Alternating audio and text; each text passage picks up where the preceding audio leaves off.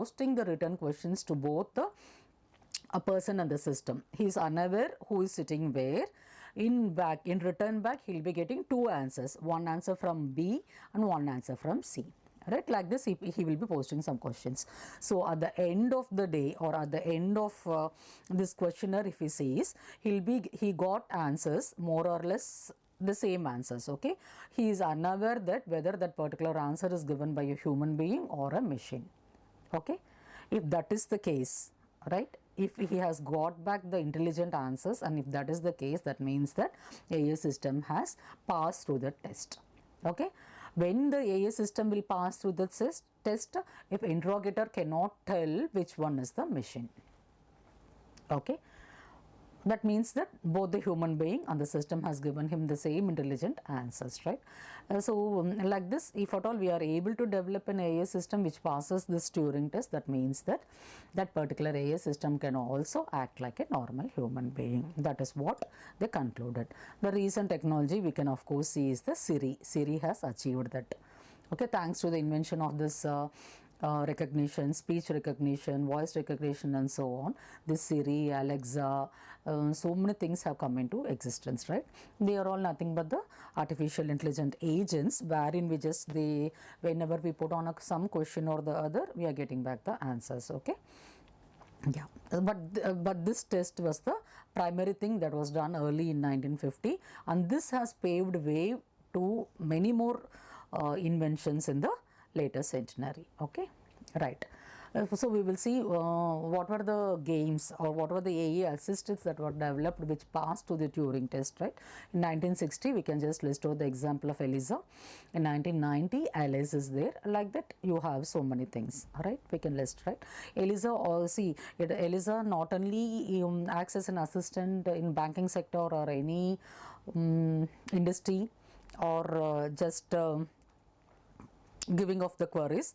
It was employed in hospitals also, right? It was employed by doctors also, right, wherein it takes in certain symptoms or the prior information, whatever is needed from the patient. It gathers all the information and it tries to store it and gives it back to the doctor, so that the doctor can come to a primary conclusion of the patient's condition. Right, so ELIZA pretty well did this task in as early as 1960 itself, right? Even if you want now, it will be available here in this HTML. We can just see that URL there, eliza.html. If you go there, it will be displayed like this, and you can post any query there and it answers it. I have just listed out an example, like if you have typed, well, I feel sad, what does that ELIZA gave you back? Do you often feel sad? The answer which that particular person gave is not very often. Then it asks further more questions. It will say, please go on.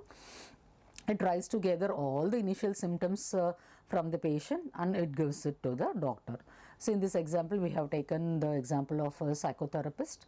So depending on the symptoms, whatever that ELIZA has typed in, which it has gathered from that particular patient, the doctor will try to take a decision. Okay.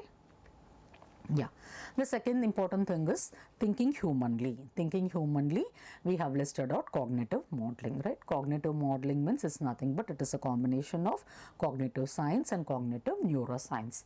When I say neuroscience, definitely it is related to the brain. The recent specialization in this is, we already know, pretty well know, it is artificial intelligence neural networks. Artificial neural networks. Artificial neural networks completely it is an imitation of a brain. However a brain thinks, however a brain acts, what is the processing speed of the brain, what is the memory capacity of that brain, all that has been equally inculcated in computers also using this artificial neural networks. Okay, that brain completely, we know all the neurons does the task in the brain.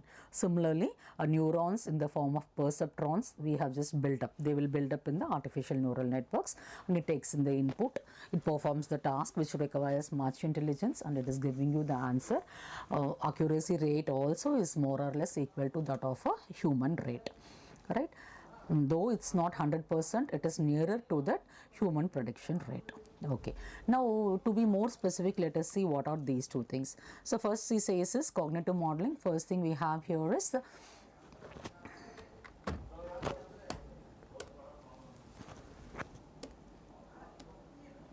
First thing we have is cognitive science. Cognitive science is telling it is a top-down approach. Here it's nothing but computer models will be there. Computer model takes in the input in the form of certain data sets. Data sets means some information which the patient has already given the symptoms, for example. It applies some experimental technique. That can be an artificial technique, that can be a machine learning technique, that can be an algorithm, like we can use some decision forest, random forest, supervised or unsupervised technique. Some technique we can use and we can give in the output there. That is one form.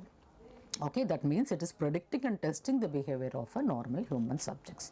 Second form we have is the cognitive neuroscience. We just call that to be the bottom-up approach. Here if you see direct identification from neurological data, it is given. So definitely they say that, or the scientist or the data scientist, they tell that second one is the best one. Why? Because it is very simple and directly it is getting the data from the neurological department itself, right? So it is very easy to do and it is very easy to predict that. Because this is about your cognitive modeling.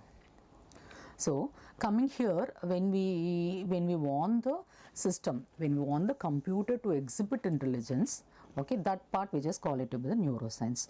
Now to which we should compare that? Of course it should be compared with the brain and the hardware of a computer.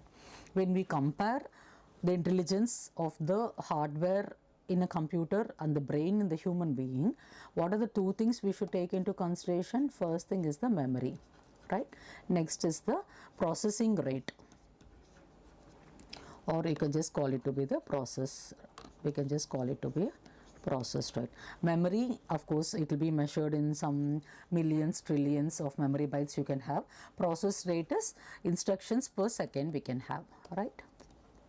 We'll just have instructions per second. These two things can be taken into consideration. So memory in the terms of bytes we can store. So when we speak of the memory, if you take in the computer memory, right, see 1980 most of the PCs was introduced, right? Simple computer PC was introduced and we were using it. Then in 1990, if you see, they invented a supercomputer, yes or no? So we started using supercomputer. Now in this recent era, maybe after 2020 or so, we have passed on to more sophisticated systems, right? More sophisticated supercomputers. So when we used a normal PC in 1980, can we just imagine, can you just tell what was the memory capacity or the instructions per second it was able to execute? It was in million, right? So million bytes of memory it was able to store and million instructions per second it was able to perform, right? A second, when they started improvising the intelligence or improvising and moving towards the brain intelligence, in 1990 they developed a supercomputer, right? Supercomputer memory, can you tell how many bytes it will be? It is like billion, right? There they used billion bytes of memory and billion instructions per second that it was executed there. Then later on, recently more sophisticated supercomputers have came into existence, like it started using trillion, right? So trillion bytes of memory and trillion instructions per second it is able to perform, right? Though we are able to achieve that, we are only nearer to the, the computer is only nearer to the human brain, and it did not outperform the computer brain either in terms of memory or the processing speed or the instruction speed. It is hoped, or the future of AI is that the scientists hope that one day they'll be able to outperform that. When it is possible, they are telling maybe in the next 20 years we can surpass human brain. The hardware of a computer can surpass human brain. Okay, that is the myth, or that is the prediction which is there. Let us see whether it's really going to happen or not. So if you see the brain, definitely the unit which is going to perform intelligence, or the unit which takes in the input and gives you the output, is of course the neuron or the neural cell, which stores the basic information. Then the processing unit, if you see, it is just 10 to the power of 11, right? Unimaginable. Then the cycle speed is also, I have just listed out. Similarly, if you see the hardware capacity, it's only 10 to the power of 9 of CP. Then we have some 10 to the power of 10 bits of RAM storage we have, and the cycle time is also given. Like this we can just tell the comparison in simple words, right? What is the conclusion of this slide? We are only telling that scientists started imitating the brain.